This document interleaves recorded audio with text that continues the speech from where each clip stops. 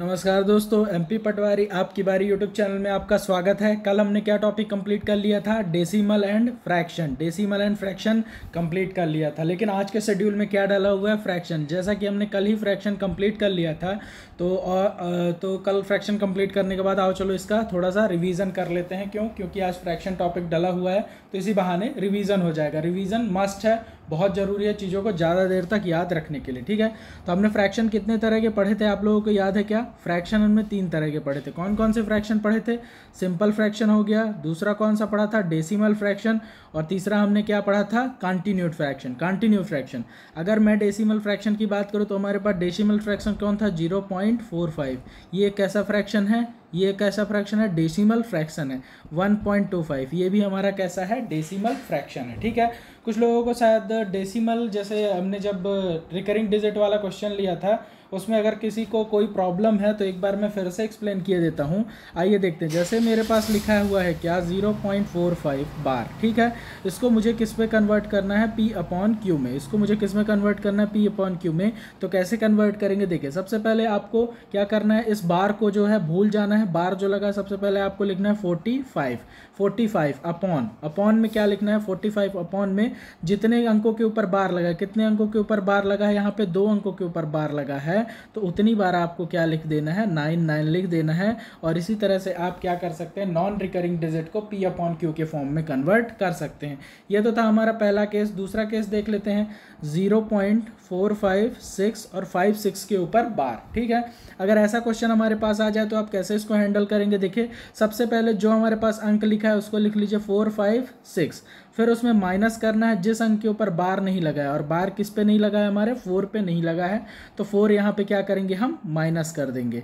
ठीक है, चलिए 4 माइनस कर दीजिए। यहाँ पे 4 माइनस कर देंगे और अपॉन में। अब यहाँ पे थोड़ा गौर कीजिएगा, जितने अंकों के ऊपर बार है उतनी बार लिखिए 9, और जितने अंकों के ऊपर बार नहीं है उतनी बार लिखिए क्या? 0। ठीक है, तो ये हमारे पास क्या आ जाएगा? ये हमारे पास एक फॉर्मेट बन के तैयार हो जाएगा। ठीक है ना। चलिए आइए देखते हैं अगला क्वेश्चन हमारे पास क्या है। एक और क्वेश्चन देखे लेते हैं।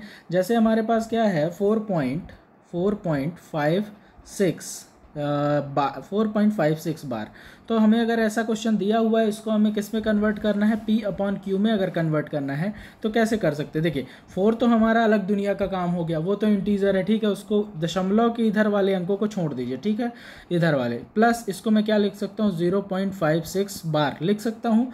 तो 0.56 बार को अगर मुझे कन्वर्ट करना है तो मैं क्या लिखूँगा? 56/99, और उसमें क्या ऐड कर दूंगा? 4 ऐड कर दूंगा। अगर आप इसको सॉल्व कर लेंगे तो बड़ी आसानी से इसका आंसर मिल जाएगा। ठीक है, इतनी बात समाप्त हुई।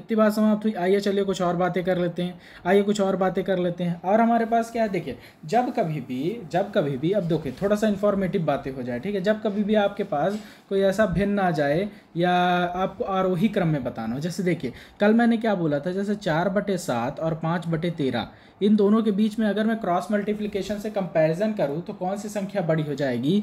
तो 7×5 = 65 और 13×4 = 52। ठीक है ना।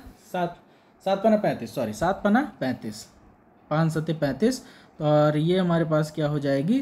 13×4 = 52। तो 52 हमारे पास बड़ा है, इट मीन्स क्या हो जाएगा? हमारे पास 4/7 बड़ा हो जाएगा। लेकिन क्वेश्चन ये है कि जब बहुत सारी भिन्न हमारे पास आ जाएंगी तो हम उनको आरोही या अवरोही क्रम में कैसे एडजस्ट करेंगे? आओ एक बार उसको भी क्या करते हैं? सीख लेते हैं। चलो, तो कैसे एडजस्ट करेंगे आओ देखते हैं। चलो, जैसे हमारे पास क्या है? 6/7। देखो, जैसे हमारे पास क्या है? 6/7 और 7/8, तीसरी से 8/9 और 9/10। सबसे बड़ी तथा सबसे छोटी भिन्न का योग ज्ञात करना है। ठीक है, इसमें सबसे बड़ी और सबसे छोटी भिन्न का योग, इसमें स्मॉलेस्ट प्लस बिगेस्ट। ठीक है, इनका योग हमें ज्ञात करना है। ठीक है, तो हमें इसमें सबसे स्मॉल और सबसे बिग कैसे मिलेंगे? जैसे देखिए, 2 का कंपैरिजन करते जाइए। जैसे पहले इन दोनों भिन्न को लीजिए, 7×7 = 49 और 8×8 = 64। मतलब ये वाली जीत गई, ये वाली क्या हो गई? जीत गई। एक बार फिर देख लीजिए। देखिए, 7×7 = 49, यहाँ पे क्या आ जाएगा? 49, और 8×6 = 48। 7×7 = 49 और 8×6 = 48। तो हमारे पास कौन सी जीत गई? ये वाली जीत गई। ठीक है ना, ये वाली संख्या हमारे पास क्या हो गई? जीत गई। तो अब हम क्या करेंगे? तो देखिए ये वाली हमारे पास कौन सी संख्या जीत गई, ये वाली संख्या जीत गई, यानी ये हमारे पास बड़ी हो गई। इन दोनों का कंपैरिजन खत्म हुआ। अब इसका कंपैरिजन किससे कर दीजिए, इससे कर दीजिए, ठीक है ना।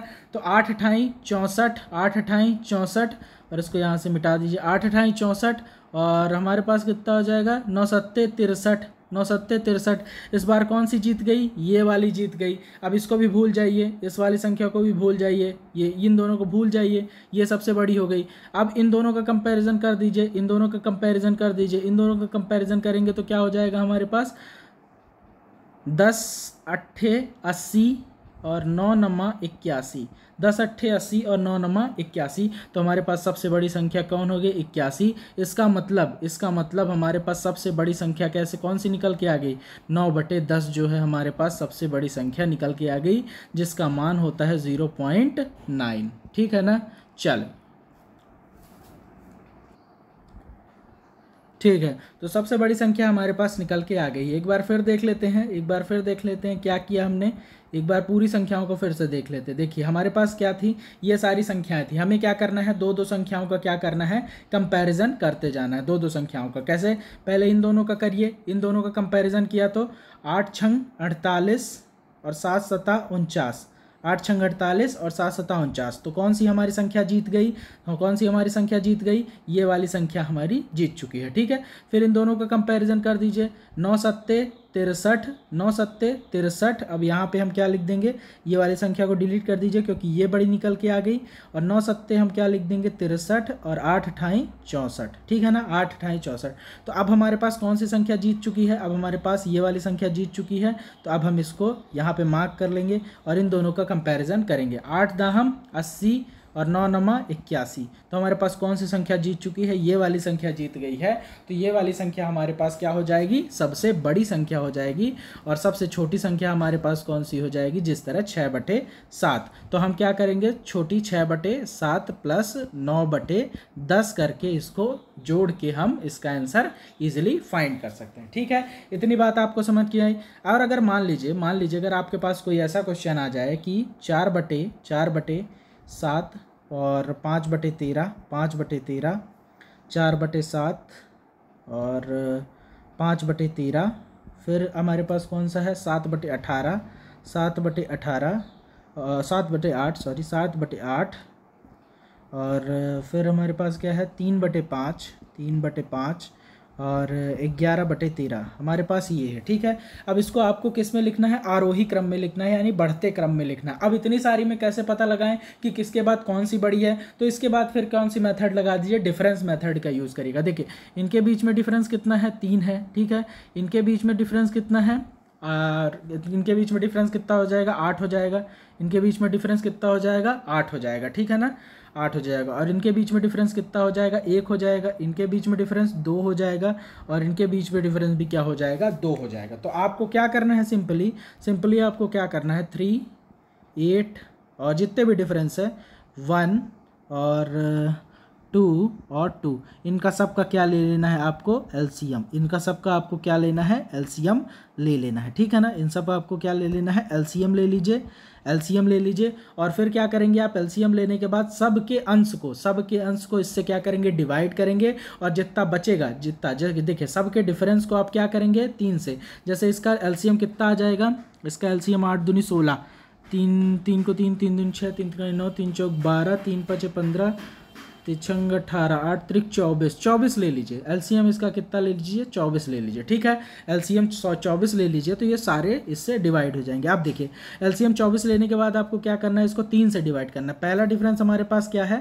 पहला डिफरेंस है हमारे पास 3 है, ठीक है ना।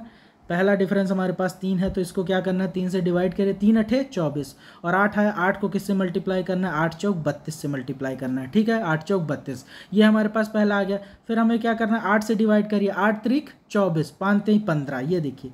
अब देखिए 32 इसमें आया, इसमें 15 है, यानी ये वाली भिन्न इन दोनों से बड़ी है। और जिसमें जो भी आता जाएगा, तो जो सबसे बड़ा, जैसे अब इसमें 1 का डिफरेंस है, तो 24 × 7, तो यहाँ पे तीसरे पे क्या आ जाएगा, 24 गुणे 7, ये देखिए 1 का डिफरेंस है तो 24 गुणे 7 आ जाएगा। ठीक है, अगला देखिए 3/5, 3/5 है, इनके बीच का डिफरेंस कितना है 2 है, 2 से करेंगे तो 12, 12 तिहाई कितना आ जाएगा 36 आ जाएगा, 12 तिहाई 36 आ जाएगा। ठीक है, और फिर उसके बाद 2 का इस 2 को देखिए, 2 से 12 तो 11 गुणे 12, 11 गुणे 12 कितना आ जाएगा 1 2 3, ये आ जाएगा। अब इनको सबको आप क्या करेंगे, कंपैरिजन कर लेंगे, जो बड़ा होगा वो भिन्न सबसे बड़ी होगी और जो छोटा होगा वो भिन्न सबसे छोटी होगी। ठीक है, तो इस तरह से आप करके इसका कंपैरिजन कर सकते हैं। आइए कुछ प्रीवियस ईयर क्वेश्चन भी देख लेते हैं जो हमारे पास आए हुए हैं। जैसे ये है हमारे पास क्वेश्चन, ये अपॉन में नहीं है, इसको यहाँ से हटा दीजिए, ये अपॉन में नहीं है, सिर्फ 0.013 का वर्ग आपसे पूछा हुआ है। ये पटवारी का 9 दिसंबर शिफ्ट सेकंड का क्वेश्चन है। आइए इसको डील करते हैं, बहुत ही इजी क्वेश्चन है, इसमें कुछ नहीं करना है। देखिए आपको सबसे पहले 13 का स्क्वायर, 13 0 पॉइंट क्या लिखा हुआ है 0.013 लिखा हुआ है, इसको मैं क्या लिख सकता हूँ 13 बटे 1 2 3, 3 अंक पहले दशमलव है तो यानी हम इसमें क्या लगाएंगे 3 जीरो लगा देंगे। ठीक है ना, जीरो लगाने के बाद इसका हम क्या करेंगे स्क्वायर कर देंगे तो 13 13 हम 169 हो जाएगा, और अपॉन कितना हो जाएगा 1000 और ये 3 बार। ठीक है, ये देखिए 4 बार कर दिया हमने। ठीक है, अब इसको क्या करिए ट्रांसफ़र कर दीजिए। ट्रांसफ़र करेंगे, कैसे ट्रांसफ़र करेंगे, देखिए क्या करिए 0 ऐसे लिख सकते हैं आप इसे 0 अब इस पे देखिए कितने जीरो है हमारे पास, 1 2 3 4 5 6 जीरो है, तो दशमलव यहाँ से कहाँ लगा दीजिए, इधर लगा दीजिए 6 अंक बाद, तो 1 2 3 4 5 6, तो यहाँ पे हमारे दशमलव आ जाएगा, तो मतलब 0.0000169 इसका क्या हो जाएगा आंसर हो जाएगा। तो 0.0000169 और ये हमारा सी ऑप्शन इसका करेक्ट ऑप्शन हो जाएगा। ठीक है ना, तो हमारे पास कितना हो गया 0.000169। ठीक है, तो बहुत ही सरल क्वेश्चन है। आइए दूसरा क्वेश्चन भी समझ लेते हैं हमारे पास क्या है। देखिए ये क्वेश्चन है, ये क्वेश्चन 9 दिसंबर और शिफ्ट सेकंड का, हालांकि इसको आप सिंप्लीफिकेशन में भी इस क्वेश्चन को ले सकते हैं, लेकिन इसमें भी दशमलव यूज हुआ था इसलिए मैंने इसको यहाँ पे लिख लिया। पटवारी का ही क्वेश्चन है। अब देखिए इसमें क्या करना है कि जब भी कभी भी कोई संख्या, जब भी कभी भी जैसे 9.5 लिखा हुआ है, ठीक है, इसको अगर मैं 10 से गुणा करूंगा तो 1 जीरो है, तो ये दशमलव कहाँ खिसक जाएगा, एक पॉइंट इधर खिसक जाएगा और ये संख्या क्या बन जाएगी हमारी 95 बन जाएगी। इसी तरह से इसी कॉन्सेप्ट का यूज़ करिए तो देखिए यहाँ पे 1000 के 3 जीरो हैं, ठीक है, और यहाँ 10 का 1 जीरो है। अगर मैं इन चारों जीरो को इंक्लूड कर लूँ तो ये जो हमारे पास 0.0967 है, इससे यहाँ से हम पॉइंट हटा के इसको हम पूरा लिख पाएंगे कि नहीं, 9967 लिख सकते हैं। सब कुछ हटा दीजिए, इन दोनों को भी हटा दीजिए, क्यों, क्योंकि हमने इसका और इसका मल्टीप्लाई किससे कर दिया, इससे कर दिया, ठीक है। और ये जो हमारा 100 है, इस 100 का मल्टीप्लाई इससे कर दीजिए तो ये हमारे पास पूरा का पूरा अंक बन जाएगा और ये दशमलव क्या हो जाएगा, हट जाएगा, दशमलव भी क्या हो जाएगा, हट जाएगा। तो हमारे पास कितने अंक बचे, हमारे पास देखिए 967 और 967, 3 बार हमारे पास 967 बना, जिसकी वजह से हमारा बी ऑप्शन आंसर हो जाएगा कि 967 की पावर हमारे पास क्या हो जाएगी, 3 हो जाएगी। बहुत ही ईजी क्वेश्चन है, एक बार में समझ में आ जाना चाहिए। चलिए आइए अगला क्वेश्चन कर लेते हैं। 1.2 का वर्ग बताना है, सेम वही प्रोसीजर है। आपको क्या करना है, 12 बटे क्या लिखना है, 10 लिखना है, ठीक है, और 12 का स्क्वायर कितना होता है 144 होता है, और दद्दाम कितना होता है हमारे पास 100, तो 2 अंक बाद दशमलव खिसका दीजिए तो हमारे पास कितना हो जाएगा, सी ऑप्शन। तो 1.44 इसका हमारा क्या हो जाएगा, फाइनल आंसर हो जाएगा। चलिए आइए अगला क्वेश्चन देख लेते हैं। अगला क्वेश्चन भी क्या है हमारे पास, देखिए संख्याओं को क्या करना है, संख्याओं को बढ़ते हुए क्रम में लिखना है, बढ़ते हुए क्रम में व्यवस्थित करना है। ये भी हमारा प्रीवियस ईयर का क्वेश्चन है, 12 दिसंबर शिफ्ट पहला का क्वेश्चन है, ठीक है ना। तो आइए चलिए इसको भी देख लेते हैं जल्दी से, एकदम रिवीजन क्लास है, रिवीजन मोड में एकदम देख लीजिए, ठीक है। चलिए आइए देखते हैं इसमें क्या करना है। कल ही मैंने आप लोगों को समझाया था कि जब कभी भी आपको अंश बराबर हो, अंश जब बराबर दिया हो, अंश जब बराबर दिया हो, तो जब कौन सी भिन्न सबसे बड़ी होती है, तो जिस भिन्न का हर, जब कभी भी अंश बराबर हो तो जिस भिन्न का हर सबसे छोटा है वो हमारी क्या हो जाती है, वो हमारी क्या हो जाती है, सबसे बड़ी भिन्न बन के सामने आ जाती है, ठीक है ना। तो जैसा कि मैंने कहा था, जब कभी भी अंश हमारा समान होता है, अंश हमारे समान होते हैं, तो हम किसको देखते हैं, हर को देखते हैं, यानी डिनोमिनेटर को देखते हैं।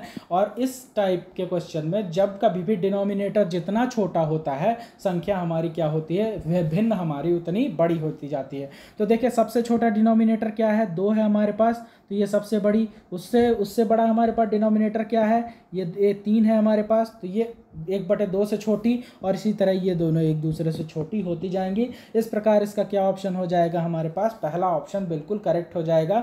और इसको हम बढ़ते क्रम में लिख देंगे। तो हमारी सबसे छोटी संख्या वो 1/5, 1/5 को हम क्या लिख सकते हैं, 0.2 लिख सकते हैं, ठीक है ना, 0.2।